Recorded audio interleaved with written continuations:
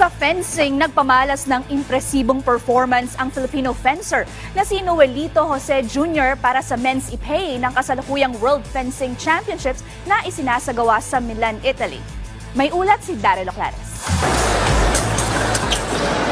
Hindi man nakapasok sa susunod na round, naging matagumpay pa rin ang naging pagsabak ng Filipino fencer na si Noelito Jose Jr. sa men's ipay ng World Fencing Championships na kasalukuyang ginaganap sa Milan, Italy. Maagang nagpamalas ng pamatay na forma si Jose na tinalo ang world number 17 na si Tibor Andrásfi ng Hungary 5-4 para simulan ng kanyang laban sa preliminary pool. Mula noon ay nakapagtala ang 32nd Southeast Asian Games silver medalist na si Jose ng 4-win, 1-loss standing para sa unang araw ng kompetisyon.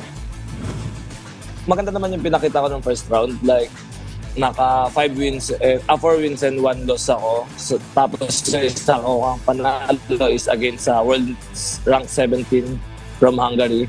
So, medyo upset win yon. Kasi parang last game, kami nagtapat sa last game, sa round 1. So, if na-sweep niya kasi, muntik niya kasi kami sweep.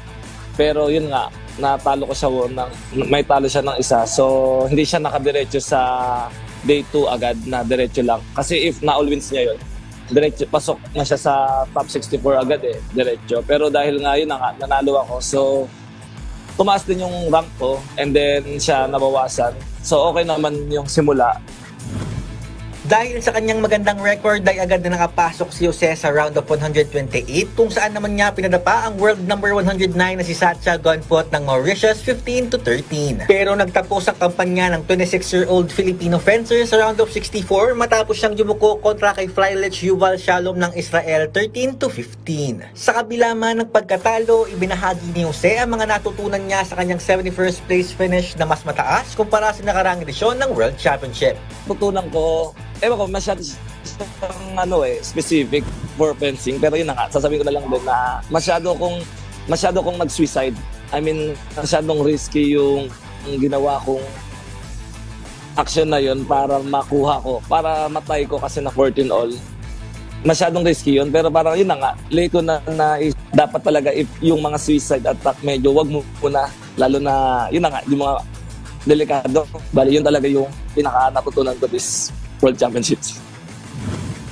Inaasahan din ni Jose na dahil sa maganda niyang ipinakita sa Italy ay bahagyang aangat ang kanyang world rankings dahil sa kanyang mga nakolektang qualifying points para sa Paris 2024 Olympics. Piling ko tataas naman ako konti sa 102. Piling ko lang, di ko rin naman sure kasi meron ding mga ibang fencer na mas tumaas ng rank, meron ding mga fencer na mas bumaba. So hindi ko rin alam kung ano bang mas magiging mabibigay sa akin. Pero piling ko maganda naman yung feeling ko na mas tataas sa konti sa 102.